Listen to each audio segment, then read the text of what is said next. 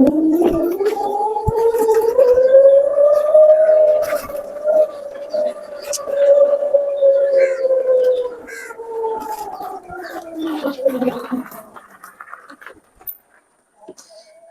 Guys, അസ്സലാമു അലൈക്കും.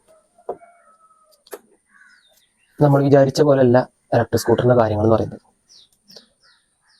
നമ്മൾ ആദ്യം വിചാരിക്കും റേഞ്ച് കുറേ കിട്ടുന്നുള്ളതാണ് നമ്മൾ ആദ്യം വിചാരിക്കും.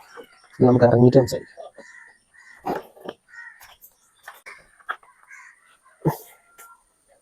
നമ്മുടെ ഏതർ ഓണേഴ്സിൻ്റെ കൃത്യമായിട്ടുള്ള അഭിപ്രായങ്ങൾ ഇടയ്ക്കിടയ്ക്ക് ഞാൻ ശേഖരിക്കാറുണ്ട്.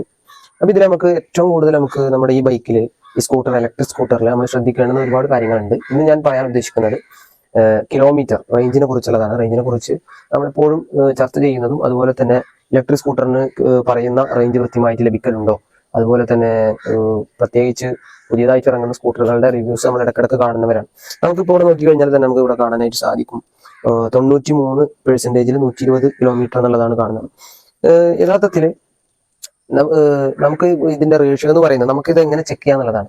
ചെക്ക് ചെയ്യാന്ന് പറയുമ്പോൾ 100% ഇപ്പൊ 2025 ഏതർ 450Xന്റെ കാര്യം എടുക്കുകയാണെങ്കിൽ ശരിക്കും പറഞ്ഞാൽ 100% നമുക്ക് 130 കിലോമീറ്റർ പോകാം എന്നുള്ളതാണ് പറയുന്നത്. അതേസമയം അത് കൃത്യമായിട്ട് ലഭിക്കുന്നുണ്ടോ എന്നുള്ളതാണ് മറ്റൊരു കാര്യം. നമ്മളെപ്പോഴും നമ്മൾ ഇതെടുക്കുമ്പോൾ നമ്മൾ ചിന്തിക്കുന്നത് പെട്രോൾ സ്കൂട്ടറിനേക്കാൾ കൂടുതൽ നമുക്ക് ഒരുപാട് ചെലവ് കുറയും എന്നുള്ളതാണ്. എന്നാൽ അതേ സന്ദർഭത്തിൽ നമ്മൾ മനസ്സിലാക്കേണ്ടുന്ന ഒരു സംഗതി, ഇതിന്റെ പേഴ്സൻറ്റേജ് കുറയുന്നത് നമുക്ക് അറിയാനായിട്ട് കഴിയില്ല എന്നുള്ളതാണ്. നമ്മുടെ ഏതർ 450X ഞാൻ ഉപയോഗിച്ചു തുടങ്ങിയിട്ട് ഇപ്പൊ ഏകദേശം 35ാമത്തെ ദിവസമാണ് ആകുന്നത്. ശരിക്കും പറഞ്ഞു കഴിഞ്ഞാൽ നമ്മൾ പറഞ്ഞ 130 കിലോമീറ്റർ കൃത്യമായിട്ട് ലഭിച്ചിട്ടുണ്ടായിരുന്നു.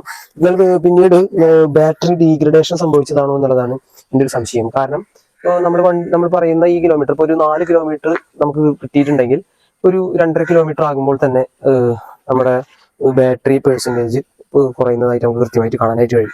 ഉദാഹരണം പറഞ്ഞാൽ 100-ൽ നിന്ന് 99% ആകാനായിട്ട് നമുക്ക് ഇത്ര കിലോമീറ്റർ പോകാൻ കഴിഞ്ഞു. ഒരു 1.3 കിലോമീറ്റർ 100%-ൽ 1.3 കിലോമീറ്റർ പോയി കഴിഞ്ഞാൽ നേരെ എന്ത് ചെയ്യും, 99%-ലേക്ക് നമ്മൾ പോകും. അപ്പോൾ 1.3 കിലോമീറ്റർ നമുക്ക് സഞ്ചരിക്കാൻ കഴിഞ്ഞില്ല എന്നുണ്ടെങ്കിൽ അവിടെ ബാറ്ററി ഡീഗ്രഡേഷൻ സംഭവിക്കുന്നുണ്ടെന്നുള്ളതാണ്.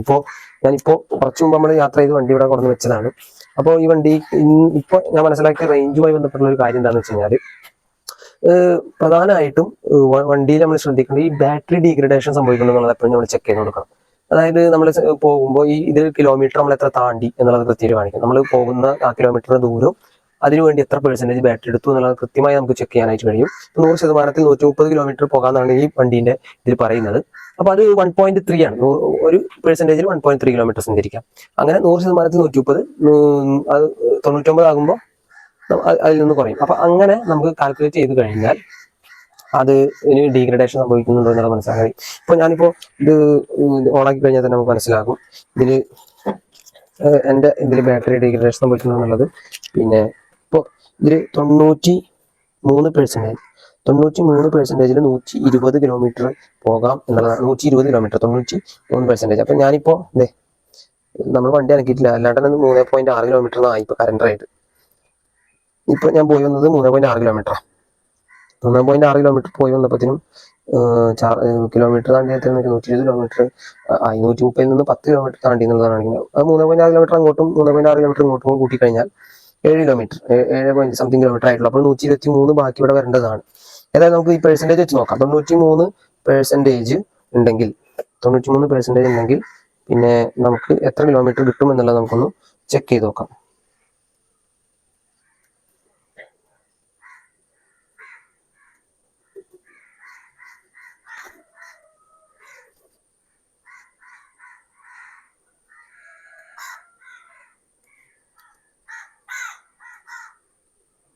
തൊണ്ണൂറ് 93% ആണല്ലോ. 93 × 1.3 120.9%. 120.9% ആണ് എനിക്ക് കിട്ടേണ്ടത്. അപ്പൊ എനിക്കത് കൃത്യമായിട്ട് കിട്ടുന്നുണ്ട് എന്നർത്ഥം അല്ലെ. 120.9 കിലോമീറ്റർ ആണ് വ്യത്യാസം വന്നിട്ടുള്ളത്. അപ്പം അതാണ് അങ്ങനെ നമ്മൾ ചെക്ക് ചെയ്യാന്നുള്ളതാണ് അതിൽ യാതൊരു പറയുന്നത്. അപ്പോൾ ചില സന്ദർഭങ്ങളിൽ നമുക്ക് എന്ത് ചെയ്യും, അവിടെ ആ കിലോമീറ്റർ നമുക്ക് കൃത്യമായിട്ട് കിട്ടുന്നില്ല എന്നുണ്ടെങ്കിൽ ഇങ്ങനെ ചെക്ക് ചെയ്തിട്ടാണ് യഥാർത്ഥത്തിൽ മനസ്സിലാക്കേണ്ടത് പലപ്പോഴും. അങ്ങനെ പരമാവധി എന്ത് ചെയ്യുക, അങ്ങനെ ചെക്ക് ചെയ്യാനായിട്ട് ശ്രദ്ധിക്കുക. വെറുതെ നമ്മൾ ഒരുപാട് റിവ്യൂ കണ്ടുകൊണ്ട് മനസ്സിലാക്കാതെ അതിന്റെ രീതിയിൽ ഈ ഒരു പെർസെന്റേജ്, ഒരു വണ്ടി കണ്ടാൽ അതിന്റെ പെർസെന്റേജും കിലോമീറ്ററോട് എഴുതിയിട്ടുണ്ടാവും, അതിനനുസരിച്ച് കിട്ടുന്നുണ്ടോ, എത്ര ദൂരം കിട്ടുന്നുണ്ടോ. ഇവിടെ നിന്ന് മൂവാറ്റുപുഴയിലേക്ക് പിന്നെ 4.4 കിലോമീറ്റർ ആണ് കൃത്യമായിട്ട്. ഇവിടെ നിന്ന് പോയി കഴിഞ്ഞാൽ എനിക്ക് അവിടെ മൂവാറ്റുപുഴ എത്തുമ്പോൾ 126 കിട്ടുന്നത്, 126 ബാലൻസ് ഉണ്ടാവേണ്ടതാണ്.